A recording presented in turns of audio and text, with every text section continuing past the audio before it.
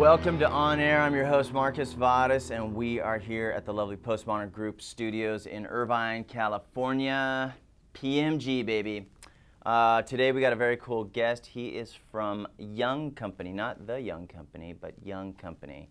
His dad started this in 1949, and today we've got the son who's taken it to the stars. His name is Bart Young. Let's dive in. Bart, thanks for coming down, man. Marcus. Good to finally meet Appreciate you it. Yeah. in person. Good. Enjoy being here. So give me a little history about Young Company. It started by your dad in That's 1949? Right. That's right. My father, Doug Young, had been the West Coast manager for a national agency, and he decided to start his own shop in 1949. And that at the time was Taggart and Young was the name, and it evolved into Spear, Young and Hollander, which was a strong independent shop in Los Angeles in the 50s and 60s. What were some of the major accounts they had back then? The big one that you would know would be TWA, which at that time was owned by Howard Hughes, and he was my dad's client directly. He basically did business with Howard Hughes in his home in Hancock Park. Was this over the phone? No, this was in person. This is before the nuts kicked in. No, he was already becoming nuts. Okay. My dad had many stories about he's a very eccentric man, and didn't it created great stories, as they say. Bad experiences usually generate terrific stories, and this is the case with Hughes. He was very disrespectful, and he was very crazy. Wow. Yeah. So. You hear that in the documentaries, but you don't know if any of it's really true, or do you know how skewed it is. So it's interesting to hear someone who's firsthand. Yeah, very, very, very eccentric. And take me to how you ended up leaving Los Angeles and coming to Laguna Beach. Well, in the late 90s, we were doing a lot of business in Orange County. In particular, Texas Instruments had a facility here, and we had that account.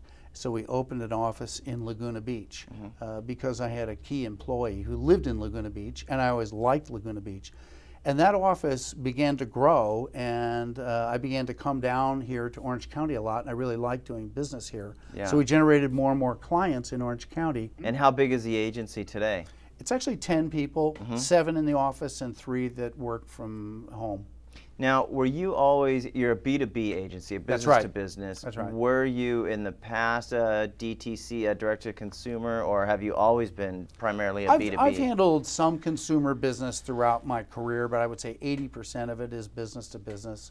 It's what I gravitated towards when I first started. I had a couple of choices, and I really liked working on the for the companies that manufacture things, and it evolved from more of an aerospace orientation to computers, and then software, and then .com, and then internet related businesses, and it just sort of gradually migrates over time. But you build up experience in doing that, and I've also helped launch a number of companies. We're going through this big shift where we're seeing print, television, radio, all taking kind of a decline, and internet is on the rise. Yeah. And what are you guys doing to help keep Young Company in the market? Well, probably half of our business is internet oriented at this time.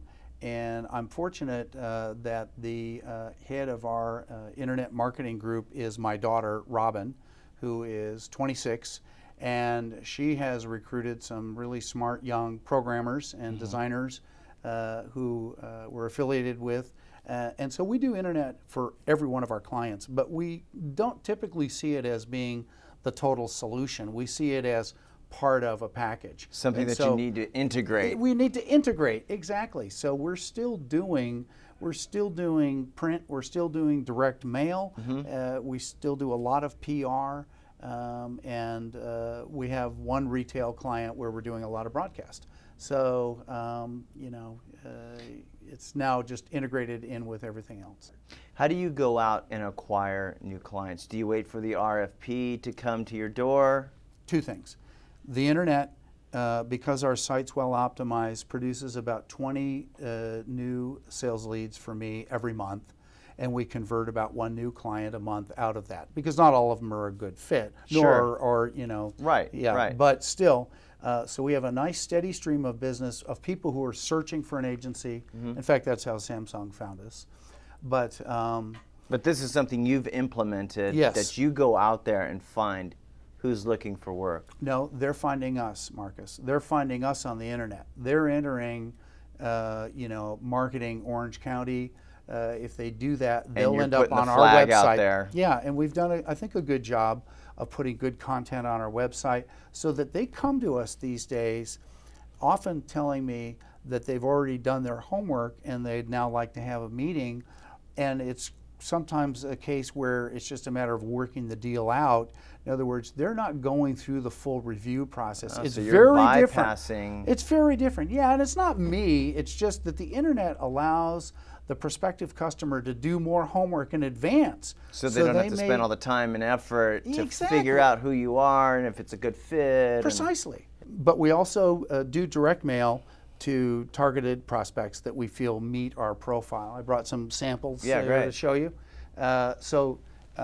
You know, these are more like greeting card style mailers. Some of them have quotes from famous people. That happens to be one of my favorites. It's a quote from Thomas Edison. He says, "Hell, there are no rules here. We're trying to accomplish something." So you send these out to prospective clients? Yes, you're right, exactly. And so these are used to kind of make our brand familiar to them so they get a feeling for our style. And these have also done a good job of producing new prospects for us. But it's a timing issue, Marcus. You can't really control the timing. That's the power of the internet. When the prospect is in need of something that they need to do, they go to the internet and then they find us. That's perfect. But these pieces are a little bit different. The purpose here is to kind of build up our name familiarity so that when that time comes, you need to be Johnny on the spot. Exactly. And be there. Exactly. So that's what we're doing to generate business. So give me an example of how you integrate web into a current campaign that you're running right now. Okay. For Samsung, we handle their digital presenter division, which sells to the education market. And when we first picked up the account, it was primarily print advertising and PR and trade show support. But what we've been doing this past year is building brand affinity for the Samsung brand among teachers and students, and we've done it over the internet. And we've run a scholarship program as well as a grant program. Teachers can win a document camera, which is about $1,000. We gave away 50 a month ago. Cool. Yes, and we have drawn hundreds of thousands of teachers and students to our website to participate in these programs. What we want, and our goal, is for Samsung to have the same level of loyalty and popularity that Apple does in the school. Because that's great. Technologically, yes, we have a superior product, but that's not enough. We want them to, if all things being equal, we want them to prefer the Samsung brand. The brand's got to resonate. Exactly, yeah. Well, thanks so much for coming on the show, Bart. We really appreciate it. All right. Very good, awesome Marcus. Having you down. Yeah, you're welcome. And tune in next week. Don't forget to click play. We've got a whole slew of shows lined up for you. I want to thank our guest, Bart Young, again. We will see you next time. I'm Marcus Vadas, and we are out of here.